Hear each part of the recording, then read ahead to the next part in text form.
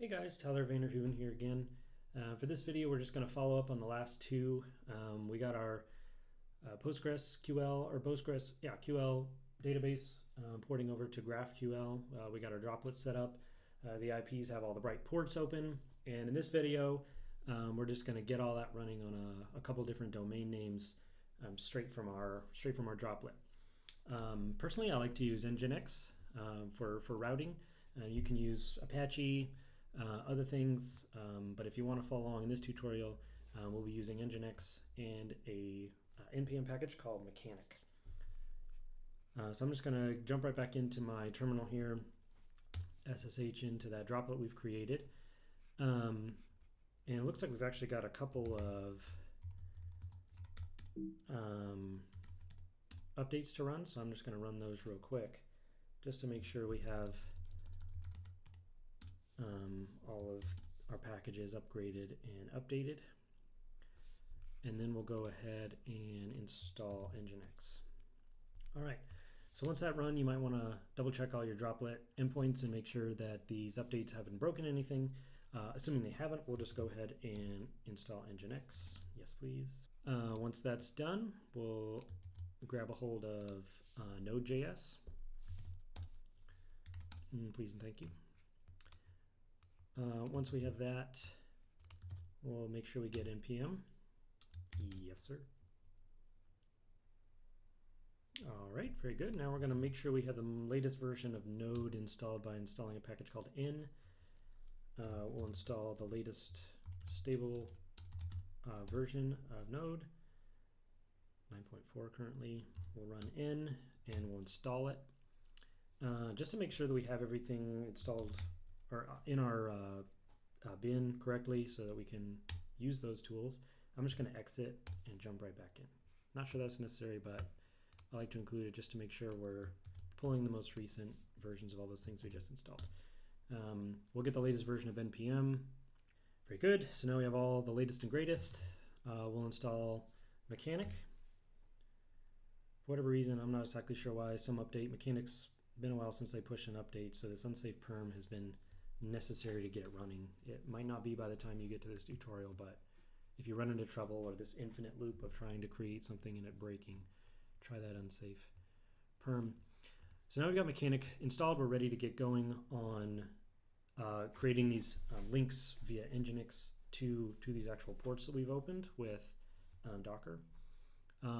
But because I am a firm believer in making sure everything you put online is covered by HTTPS, I'm going to go ahead and walk through creating or getting that set up with Mechanic via Cloudflare certs, and this would be true of any cert that you're going to install so long as you have a certificate and a private key.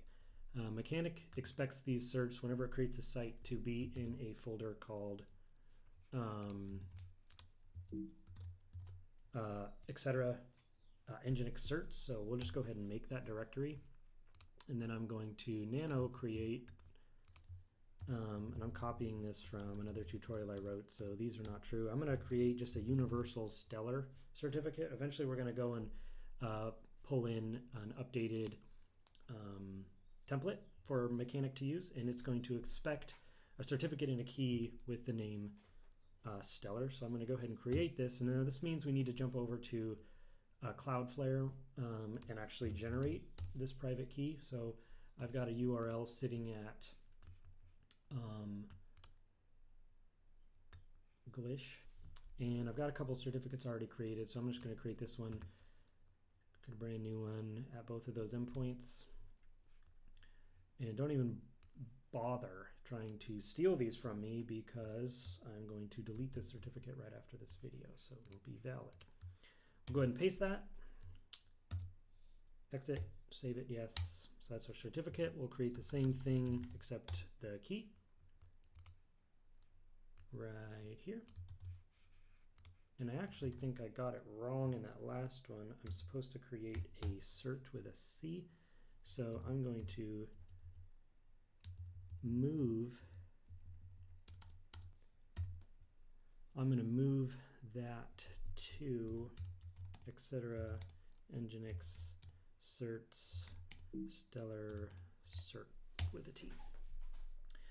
Very good. So now we've got our certs ready to go. So now all we have to do is update our template.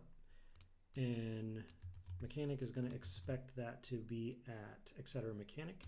So we'll go ahead and make that directory. I'm going to then create a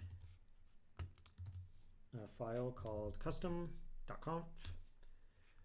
I'm going to paste a link to this gist that I'm about to copy, which will have the file that we need, the contents of the file that we need. So this is basically telling Mechanic what should I use as my template whenever I create a new site template to enable on a port. What template should I follow? So if you look down here, you can see when we're enabling the SSL certificate and key to look for that cert, stellar cert, and stellar key, cert with the T. I was right, of course. Save that. And then the next bit obviously is to enable or to update Mechanic to use that cert. So Mechanic set template, etc. Mechanic custom conf. And all of these, if you just look up the Mechanic npm package, you can find all of these shortcuts. Refresh. Oh, it doesn't. Okay, cool.